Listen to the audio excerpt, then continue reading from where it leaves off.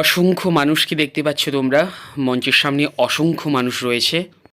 আমার সাথে যে ভাই সবসময় থাকে, ক্যামেরা করে দেয়, সেই ভাই রয়েছে। আমরা যাচ্ছি।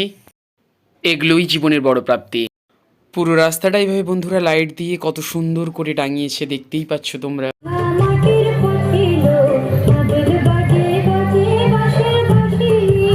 নমস্কার, কেমন আছেন সবাই? এসটি ব্লগ চ্যানেলে আপনাদের সকলকে স্বাগত জানাই।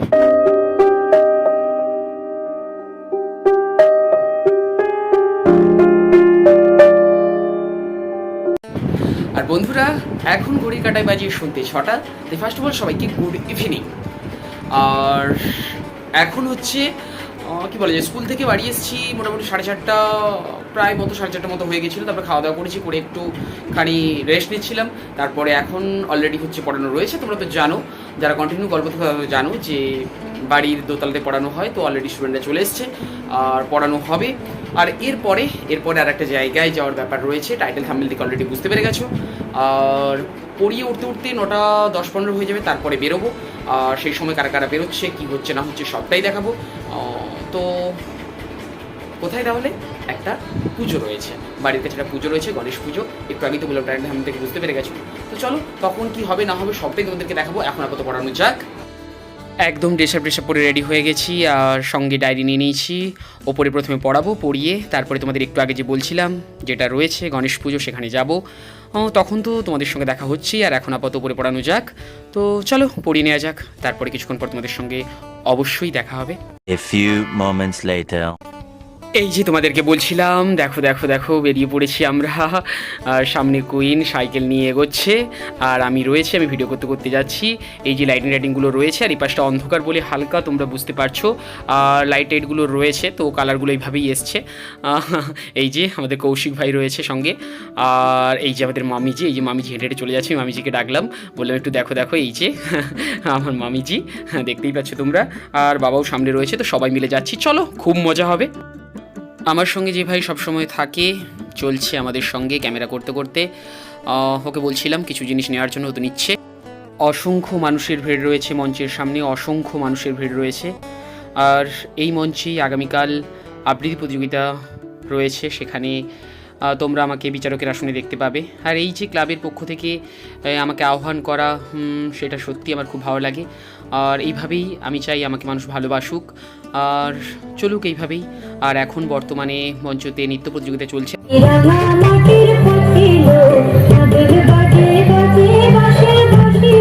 ছোট ছেলে মেয়েদের নৃত্য সত্যি ভালো লাগছিল। এই যে সঙ্গে মা বাবা, আর উপাসটা হাঁদি রয়েছে।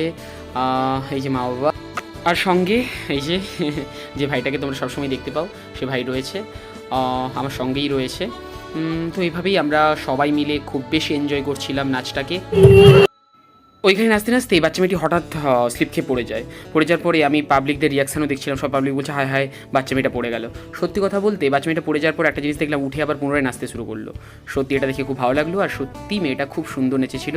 আর তোমরাও বলো মেয়েটার নাচ তোমাদের কেমন লাগছে, অবশ্যই কমেন্ট সেকশনে কমেন্ট করে জানাও। যাকে ঘিরে এত আয়োজন, সেই গণেশ বাবাজি। তো গণেশ বাবাজির দর্শন তোমরা করো।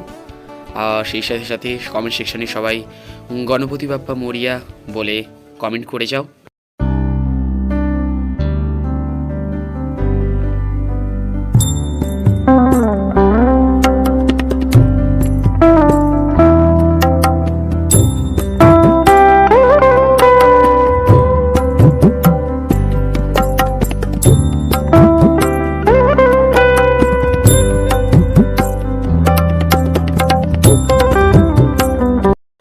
চলো এবার মঞ্চের চারপাশের কিছু দৃশ্য সিনেমাটিক শটের মাধ্যমে দেখতে থাকো। আর কেমন লাগছে কমেন্ট সেকশানে অবশ্যই জানিও।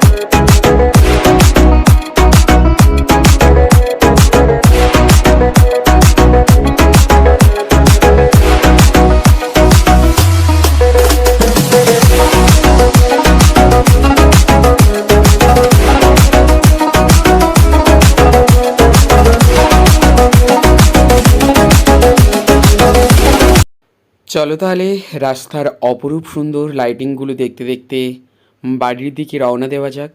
কি সুন্দর লাগছে, অসাধারণ লাগছে।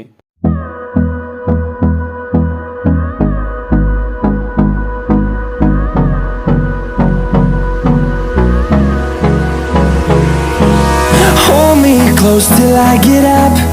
Time is barely on our side. I don't wanna waste what's left. The storms we chase are leading us, and love is all we'll ever trust. Yeah, no, I don't wanna waste what's left.